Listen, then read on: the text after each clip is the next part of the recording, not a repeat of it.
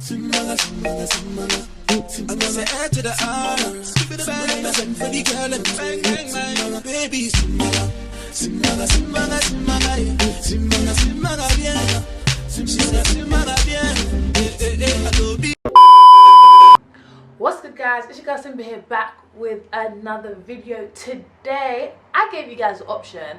I went on my Snapchat and I asked you guys, what would you like me to film? Would you like me to film my dating life? Would you like me to film a video about my experience growing up in a black church? And everybody said they want both, but they want a video about my dating life first. Why? I don't know. It's completely boring, non-existent basically, but that's what you guys want. That's what you guys are gonna get. If you haven't already, don't forget to like, subscribe and press the notification bar down below so you know when I have videos out for you. Thank you. So, why am I single? I was in a relationship for a hot minute, and then it just wasn't going the way we both wanted it to go, for numerous reasons. One is kind of like, you know when you have expectations of each other and when they're not met, obviously as human beings, as fickle as we are, we can just tend to like change up or like have an attitude instead of knowing how to like communicate well and whatnot. There was a whole bunch of reasons that I'm not going to get into, but it just wasn't working, and that didn't mean that we no longer loved each other or no longer had feelings for each other. It just meant that it wasn't practical to be together if we couldn't solve certain issues, and if these issues were deal breakers for either parties. I feel like that relationship taught me a lot, because I was literally in a relationship with my best friend, as in like best friend. I never knew what it was like. Like, I used to think I knew what it was like to have a best friend, but this was literally best friend. When you do literally everything together, that is what you literally call a best friend, and you won't really understand it until you're in it. I never really knew that men could really love until I got into this relationship, because he really was like very vulnerable with me, very open with me, very straightforward. And it's a shame that, you know, it's not something that could have led into a forever thing. But like, a lot of people will tell you love is not enough. Love is not enough to last, for a relationship to last over a long period of time, and for it to get into marriage and for that marriage to work. Love is not enough. There are so many other factors that keep a foundation steady. So yeah, that's why I came into 2020 single, because I have certain things that I will never tolerate, e.g. disrespect, e.g. you know, maybe stepping out of our relationship, or anything that is seen to be an extreme. I can't tolerate that in a relationship. So that's why I came into 2020 single, and I came into 2020 very happy, just overall, in generally across the board in my life. I came into 2020 very happy. So obviously when you're single, people, I don't know why, but people start to kind of clock that you're single. So you have like people trying to speak to you, people trying to like, and I really just was not interested. Like, I really wasn't interested at all, because I have this thing where it's kind of like,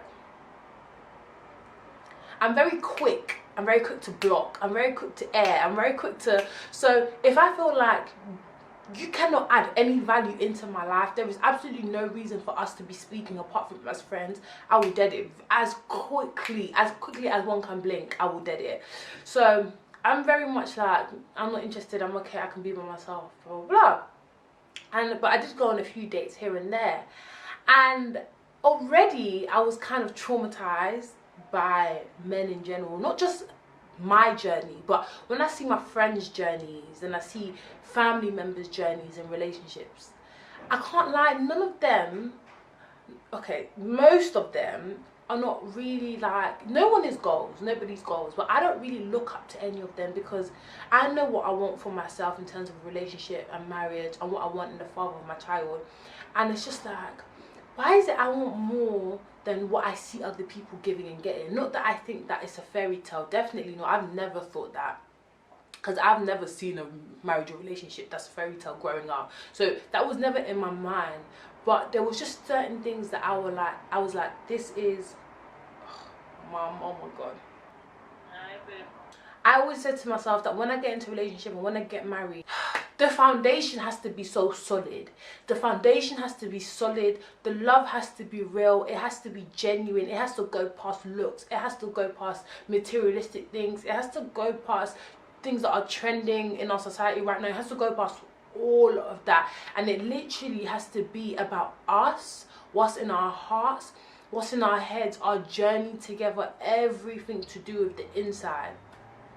Because what I find is the outside, it fades.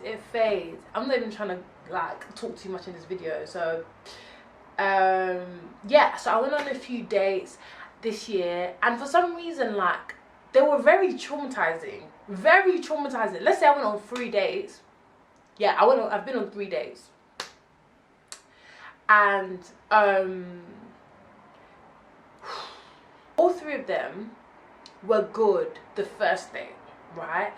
But going along, it just didn't, I just had to just, like I said earlier, I'm quick to lock things off if I see any red flags. And I was just seeing the red flags waving, like literally waving. And I'm just not one to ignore them, because I find that when you ignore them, I think, oh no, he's cute though, he cute or whatever. When you do that, you're just gonna end up regretting it later on down the line, because you're like, why didn't I just did this before? Now I've come to give myself a headache and add extra stress into myself, give myself unnecessary hypertension. So when I see red flags, I just run, because I'm like to myself, I'm actually okay by myself. If you ask me on a date, I will go. If it's not good, or if we're talking and I see red flags, then bye bye, I'm gone, kind of thing. Talk about my type and why my type is a problem. A lot of my friends, my circle, we have similar types, and that type is tall, dark skin, you know, chocolate with the beard. And I love beards. When I'm praying, I'm like, God, please make sure my man is growing a beard, make sure he's healthy, make sure he's connecting. I know it sounds silly, but literally my sister praying about that beard, and lo and behold, she got that beard, honey. So she was praying for someone who was tall, I'm praying for someone who had a beard. That's the only 2 superficial kind of things that she prayed for. Everything else was obviously about the inside and God's will and everything. So my 2 things is tall and a beard too. And this is the problem with having this type. Obviously I'm generalizing, because not all men are the same, but a lot of men in London that fit that category are categorized as demons. I didn't put them in this category, society put them in this category, so I'm just kind of reiterating that just so you guys can understand. I don't really believe they're demons, but it's just like how we refer to their behavior with women. And it's not like they don't know it. My friends will come to me, hey, you're a demon, what? I'm what? So do you know what I mean? And it's just kind of like, I feel like that's why I've kind of thrown my type out the window, and it's kind of just like, if we have a connection, we have a connection, because I'm just not ready to be out here in these streets looking for a man with all these superficial features, but then the inside doesn't match. I can't be having any of that, because it's like the looks will fade. There's gonna come a day that after the dating period, you're gonna see me wigless, you're gonna see me without makeup, you're gonna see me smelly, you're gonna see me worst of my worst. And it's like, it's probably gonna be the same for you too. And it's gonna have to go beyond looks. It's gonna be like, if we were stuck together for 24 hours, can we banter forever? If I was going through a problem, would you know how to help me? If I was going through depression, would you know how to be my support system? If all these important things in life, because at the end of the day, the honeymoon period, it leaves, it goes away, it flies away, it gets buried. And that's when the true relationship and the toughness of it really starts. And you need to know you're with the right person to know, even when we're going through ish, even when I'm moody or he's moody, or we're both going through different things in our lives, we know how to support each other. And it's not that when we're now going through issues, it's we can't even communicate to the point where we now break up and we've wasted all this time just because we hadn't built a solid foundation. So that's why I feel like my type is a problem, and I'm really trying to like just kind of just not have that as a sole focus. As long as I'm attracted to you and we have a connection, then I feel like we can then go from there. dating other nationalities and ethnicities. So obviously growing up, I really thought, yes, I want to be with a Nigerian man, not only a Nigerian man, but a Yoruba man, a real Yoruba man, you know. I can probably speak Yoruba, like born and bred British or American. I know quite a few people there. Holds those Yoruba values very strongly. But what I found when I became an adult was that, oh God, I want to say this without sounding like I really want to come into this video and not sound like an angry black woman at all, because I tend to rant on my Snapchat and people are really tired of me, like, oh my God, who's hurt this female, who's hurt this woman, and she's constantly saying how much she hates men. But it's all banter. The realness of it is just that in my experience, when I've dated Yoruba men, it just hasn't gone well for me. It's just either they lie, or I've never been aware of them cheating on me, but they always like tread on the line that you're not supposed to cross. They won't cross it, but they'll tread on it very harshly, and it's just kind of like, what are you doing, kind of thing. Or it's just that they've been arrogant, full of themselves, especially if they have money. And for me, it's like, I definitely want to date a man who's doing well for himself, but at the same time, I don't do well with arrogant people. In fact, I clash very hard with arrogant people, because I just feel like humility is such a good trait to have. Obviously, everybody has their days, but when I pray to God, I pray for things like favor. I pray for God that no matter where I get to in life, keep me humble, because I just feel like humility is almost a gift. It's almost a gift to have. So when I come across arrogant men, it doesn't sit well with me, especially because I'm a very like woman's woman. I'm a very, you know, like, us women need to go out here and get the bag. Us women need to go out here and make something of ourselves. Us women need to go out here and be number one, basically. We can do what men can do and do it better. So being that kind of woman and then having a man kind of like attempt to look down on you, hell no, like, it can't run, honey. Like, it ain't gonna be me, and I'll definitely tell you about this. I'm gonna let you know that you need to take it down several notches, or else you're just not gonna hear from me ever again. So this has been my problem. So obviously I also have been on dates with Ghanaian men and spoken to Ghanaian men, and it's kind of like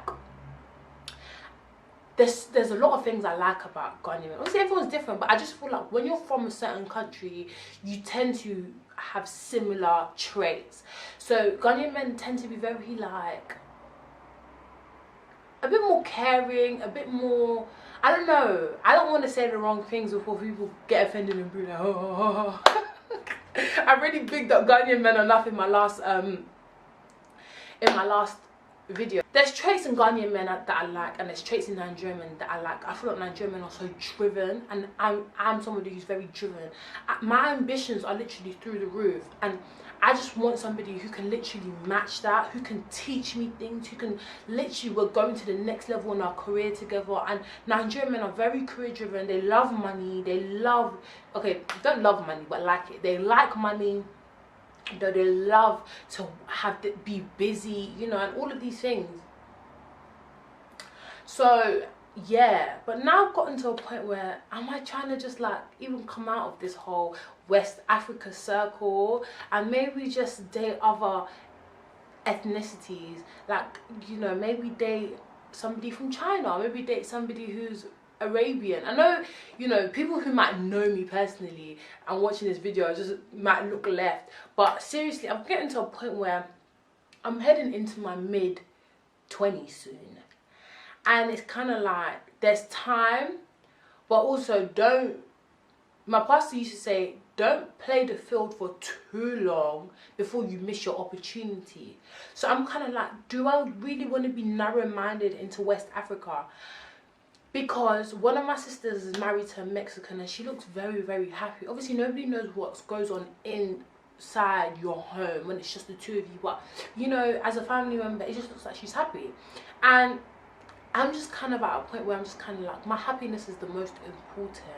And the kind of man that's bringing up your children is very, very important. This man is going to teach your children values. This man has to get along with your family and has to be respectful and has to embrace your culture. And Does it really matter what country he's from? This is just kind of the things that go through my mind when I think about dating, because these days dating in London has been feeling like a bit of a chore, because it's like, again, this is a generalization, but it's just kind of like everybody's still playing, even whether you're in your mid-20s, late 20s, most people, unless they found that person already, they're kind of still playing the field. Nobody really wants to be serious. Everybody's scared of commitment. It's like everybody is being hard in order to prevent getting hurt, and by doing that you're hurting the person who's trying to genuinely be open with you. So it's just kind of like difficult. There's nothing wrong with dating casually, and there's nothing wrong with dating seriously.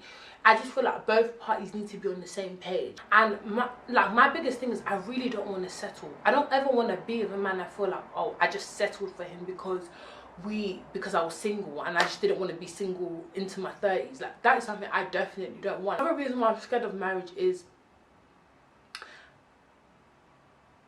like, when I look at certain aunties and certain uncles and the way they no longer like each other, maybe after 10-15 years of marriage, it scares me, because it's like, I'm pretty sure in the first 2 years of your marriage, like, you were really in love, you were very happy. What went wrong? What went wrong down the line that you both basically can't even stand to be in the same room as each other? That scares me. There is no way I want to bring up a family with somebody that when I'm 40, I can't even stand the sight of him anymore. I genuinely don't want that. And I talk to my mum a lot and try to get wisdom from her, and you know, I look at my aunties and uncles and try to pick things that traits that I never want to take into my marriage, or things I want to prevent. I think it's very important to learn from other people's mistakes, because people's experiences are there for a reason. I look at my sister and she literally gives me so much advice, and she's like, if you see this, if you see that, run from it. If you see this and that, you can compromise with this. She's always just trying to give me advice. I literally talk to her about anybody I've ever dated in the past. My sister's very much aware of it. She knows every detail. I tell her everything, because she's literally my closest go-to person, and she's somebody with so much wisdom, and I think it's just so important when that's happening. I just feel like I'm in a stage in my life where I need to be with somebody who can match my level of love, who can match my level of affection. And I just feel like there's just so many men in where I'm in the UK. Oh, there's so many men in London. I have to speak about London because this is where I live, this is what I know, and it could be very different in America, it could be different in Ireland, it could be different in Amsterdam, it could be different in different places. So for me, I just feel like the men in London are very much emotionally unavailable. They don't want to wear their heart on their sleeve. They don't want to be affectionate. They don't want to be down and very, very real with you at everything. They hold their cards very close to their chest, because they just have this negative view on women sometimes. Like, when I see some guys on social media, they just be like, oh, don't focus on these girls, go get your money, go get your bag. And like, I get that. I get not focusing on a relationship in order for you to focus on your career, but it's the way in which they say it, as if having a woman in your life is such a negative thing and there's such a distraction. So this is kind of why I just kind of keep myself to myself. Y'all don't want us seriously, but then you want us casually. That's okay for other people, but that's just not okay for me. So I'll rather you just stay on your side. But I think the reason why I genuinely have hope is because my last relationship was genuinely a good one. So I know that my next one, it just has to be like better. What being single has taught me, first of all, how to enjoy your own company. Like, I feel like sometimes when you're dating someone and you're constantly speaking to them or you're constantly seeing them, you forget what it's like to just be in your own company. You know, when you talk to yourself, you're watching YouTube videos, you're doing your own thing, Netflix and chilling by your entire self. I feel like some people forget that. I feel like I loved myself before, but I feel like when you're really focused on yourself and owning yourself, and you're not considering somebody else all the time, you really understand the meaning of self-love. You give yourself what you need, and you just start to learn more about yourself. I think coming out of my previous relationship, I really understand what it is I want and what it is I don't want. Yeah, what I hope the outcome will be. I hope that soon, not now. But, you know, eventually I get into a relationship with somebody who is completely God-fearing, who is selfless, who is loving, who is honest, who is loyal, who is goofy and funny and wants to have a good time with me, and wants to joke, and wants to banter, who wants to see me and only me. It's like, there's going to be women out, no, there are women out here who are prettier than me, have better bodies than me, who are, you know, probably have more money than me. But I feel like the person that wants to be with me needs to love me and only me, needs to see me and only me, and I will see them and only them too. I feel like we need to feel like it's only us two in the world kind of thing. It sounds like a fairy tale, but these things exist. There are people out here that genuinely have love like this, and this love lasts for many, many years, and it's this love and also the foundation that they've built that's allowed them to overcome every obstacle that they experience. And that's what I want. I literally want to be with somebody who is my partner in crime, my partner in Christ, my partner in everything, every shape and form. That's what I want. Yeah, like I want somebody who I can start businesses with, I can invest with, somebody I can just do everything with, share all my secrets with, be completely vulnerable with. This is the kind of person that I want.